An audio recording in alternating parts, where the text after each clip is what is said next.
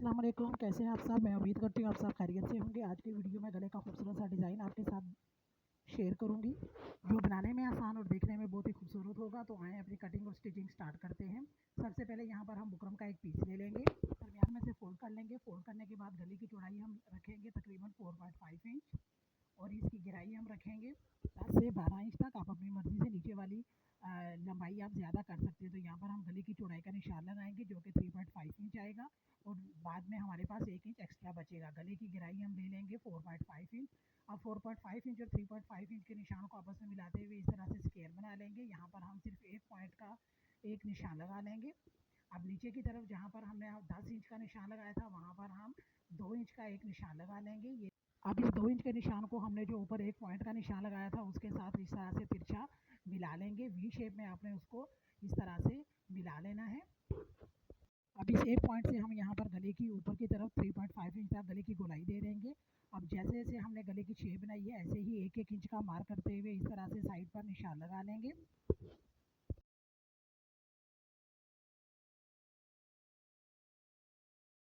Side पर एक एक इंच के निशान को आपस में मिलाते हुए इस तरह से हम सीधे एक गले की शेप बना लेंगे और फिर इसकी हम कटिंग कर लेंगे। कटिंग करने के बाद हमारे गले की शेप कुछ इस तरह से आ जाएगी।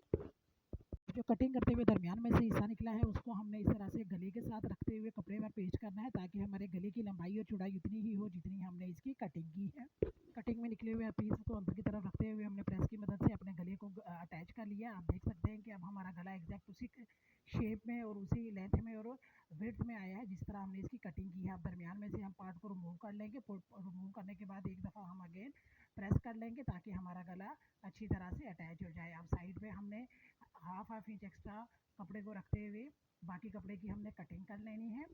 कुछ इस तरह से हमारे गले की शेप कपड़े पर आ जाएगी। अब अपनी शर्ट को हम दरमियान में से फोल्ड करके अच्छी तरह से प्रेस कर लेंगे। प्रेस करने से एक तो गले की शर्ट की सलवटें वगैरह निकल जाएंगी और दूसरा गले के दरमियान में इस तरह से क्रिस्ट लाइन बन जाएगी और यूँ हमारा गला हमारी शर्ट के दरमियान में ही लगेगा और हमें बार बार अपना गला सेट करने की ज़रूरत नहीं पड़ेगी। जो हमने साइड पे हाफ इंच का मार्क छोड़ा था जिसको हम इस तरह से कट लगा लेंगे कॉर्नर्स पर और जहाँ पर गोलाई है वहाँ पर आपने इस तरह से बुकरम तक आपने कट लगा लेना है और फिर प्रेस की मदद से इसको अंदर की तरफ फोल्ड कर लेना है।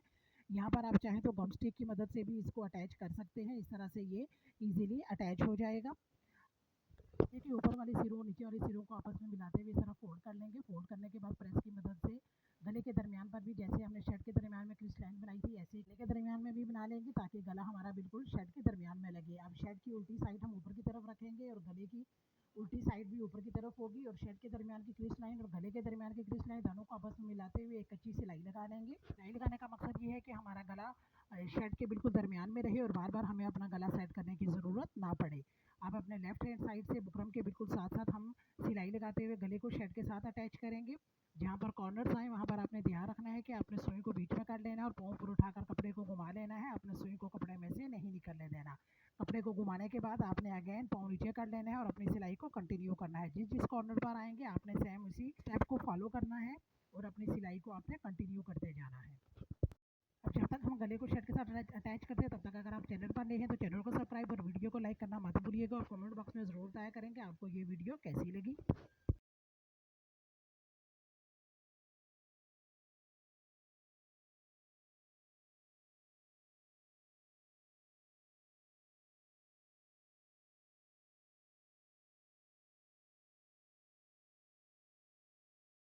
अब यहाँ पे हमने अपने गले को पलट कर सीधी तरफ कर लिया है। कॉर्नर्स हमने किसी नोकदार चीज़ की यानी कैंची की मदद से मैंने इसके कॉर्नर्स अच्छी तरह से बाहर निकाल लिए हैं। अब यहाँ पर हम इसको अच्छी तरह से प्रेस कर लेंगे। यहाँ से भी अब पर मैंने अपने बॉर्डर के मैचिंग कलर्स लेते हुए यहाँ पर पिंक कलर का धागा ले लिया है। अब मशीन में यहाँ पर मैंने पिंक कलर का धागा सुई में डाल लिया है और बिल्कुल राइट हैंड साइड से इस तरह से गले के बिल्कुल साथ साथ हम सिलाई लगाते हुए नीचे की तरफ राइट हैंड साइड पर आएंगे और वहाँ पर लाकर अपनी सिलाई को हम ख़त्म कर देंगे।